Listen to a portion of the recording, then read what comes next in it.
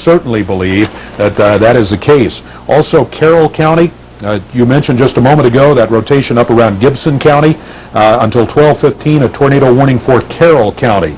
A tornado is being indicated near Tresvant right now, and it's moving to the northeast. Oh, look at that rotation. Right, yeah, that's very strong. Moving to the northeast at 65 miles per hour. So Tim will put a track on that for you, you folks in Carroll County. I know there are some folks in Atwood and Huntington area who watch us on TV5. We're going to put a track on that for you and show you where it's headed. It looks like that it has been moving right across the Atwood area for the last couple of minutes. But there's the track, Tim. Yeah, McLemoresville at 11:37, Christmasville 2, Wingo Hinkledale right before 11:40, Cherrywood 11:43, New Zion at 11:40. But Dave, even from a distance, as we look back to the southwest, this is very impressive, and I mean that in a very mindful way, that this is still holding together. It's very possible that there are two tornadoes on the ground that you were looking at on that view right there. That one right there near Bemis, and the other one up over Carroll County. But we're certainly very concerned about both of them.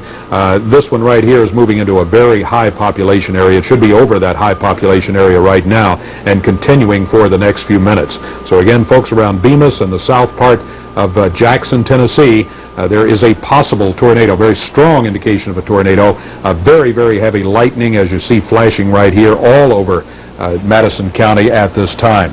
Tim, as we continue to look at that, and you're looking at rainfall rates, which again indicate probably some hail in there, but certainly some heavy rain, maybe let's go back and take a look at the couplets on there to show as we continue to get continuous updates on that.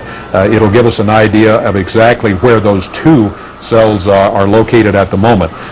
That's incredibly strong right there, that one near Bemis. I'm very concerned about that one. Let me report some things from police and sheriff's departments around the Mid-South. In addition to the very serious ones we've been reporting, there have been other areas too that have experienced at least some heavy weather. Benton County reports some high winds. Crockett County, lots of lightning, rain, no damage called so far into law enforcement in Crockett County. Hardeman County, high winds and lightning, lots of lightning and thunder in Haywood County. Lafayette County, reporting some wind and rain. Lauderdale County in Tennessee reports numerous trees down, at least one roof off, power lines down. Lee County, Arkansas reports high winds. McNairy County, Tennessee, sprinkles, but with some winds and a little bit of lightning. Of course, the system is moving in that general direction. McNairy County, including the city of Selmer. Mississippi County, Arkansas, minor damage reported in Manville, Kaiser, and Wilson. Panola County, Mississippi, no damage, not much wind, some rain.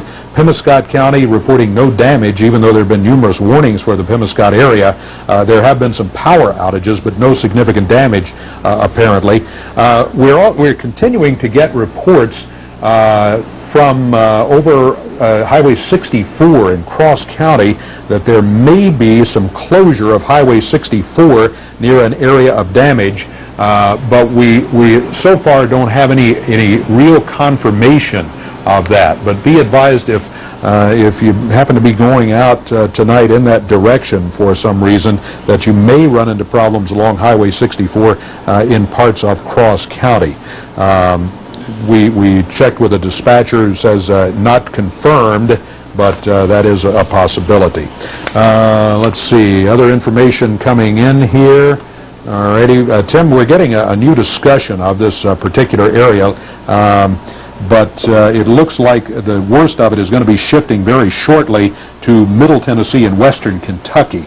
That is certainly good news, but we still got these two very serious storms you're looking at. Yeah, and what I'm showing on the screen right now, as you were mentioning that, is just the wind gusts that we've seen up to 70 miles an hour in some places, just some very strong straight line winds. I'm going to go back and show you that rotation, or at least the potential for that rotation, has certainly held together right along Interstate 40 and at the 45 and the 45 bypass exit there in Jackson. Now we're seeing this right through central Madison County, moving off to the east, northeast, and it is approaching very quickly into Henderson County. So it looks like folks in Henderson County around Lexington Folks, make sure that you take appropriate precautions, that you are inside where you need to be, or if you need to get inside, make sure you do just that. Again, this is all moving off to the east-northeast at 70 miles an hour at an incredibly fast clip. As we look at rainfall in general for the immediate vicinity or around Madison County, still some heavy rain around eastern Lauderdale County, southern Dyer County, also Crockett County seeing still some pretty strong sales there, but Madison County seeing their share.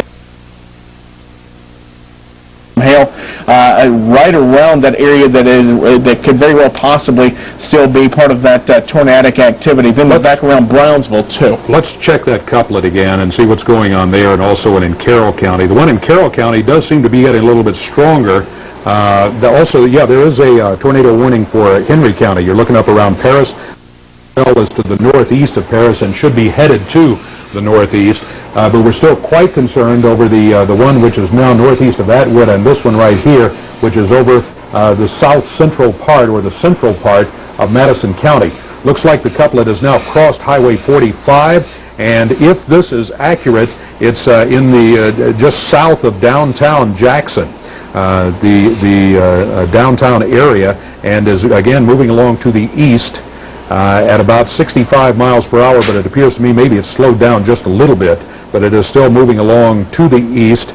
If this track is accurate, and I hope it is, that would indicate that maybe it missed Bemis, which again got hit very hard a couple of years ago, but certainly a serious situation going on in the Jackson, Tennessee metro area at this moment. Tim's putting an east-northeast track on that for you, and we'll assume that it's still moving at 65 miles per hour. That's the last indication we got. It does appear it's going to be moving over open area for the next little while, Tim, with I'm sure some communities in there, but no major population cities. That is indeed a very good thing. We're going to stay here anyway until we make sure that thing is out of the Jackson metro area, because that's a highly, highly populated area. Population of Jackson is up, I think it's over 50,000 now, well over 50,000, and has just become a real metropolitan area over the last few years. As we continue to look at the radar products, let me recap the information. Let me just read this information from